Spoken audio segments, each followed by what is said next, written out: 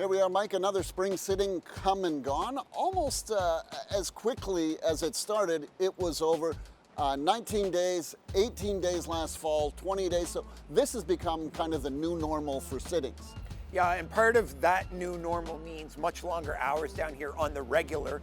Time was long hours, stretching to midnight, sometimes even later was a rare occasion. You did it for controversial legislation.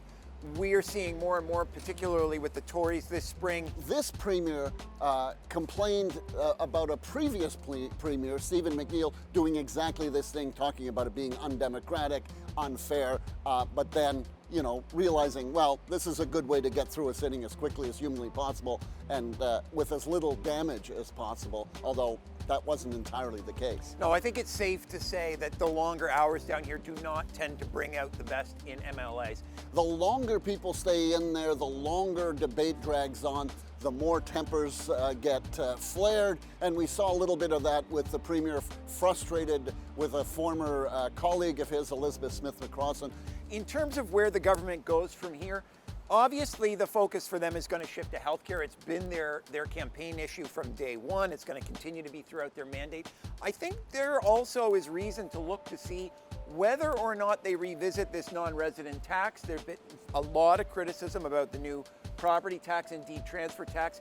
And the finance minister, Alan McMaster, has pointed out that he does have the power through regulations to create exemptions. And so that's something that I'm going to be watching for in the next couple of months. The other interesting thing to come out of here, Mike, I think, is the backing away from the election promise to fix healthcare. The Tories went hither and yon promising to fix healthcare. What we saw in this sitting is Tim Houston kind of backing away from that, saying not so much fixing as substantially improving healthcare. The word may change, the commitment does not change. We are very, very focused on making sure that Nova Scotians can access the care they need when they need it. I think what we see in this case is what not just Tim Houston, but many people before him have realized, and it is that sometimes things look a certain way when you're in opposition, when you're on the campaign trail, and then when you get into power, you realize, okay, maybe we need to approach this differently. Maybe it's going to be more difficult than we thought it would be. To Tim Houston's credit, he said all along that the healthcare system is going to take a lot of work to fix, but I think that they're really seeing now just how much work.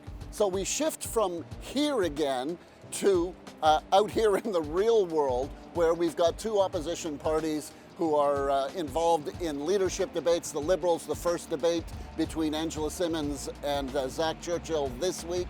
And of course, on the NDP side of the House, we only have one candidate. So it'd be interesting to see whether Claudia Chender ends up having to debate herself to get the job to take over from Gary Burrell.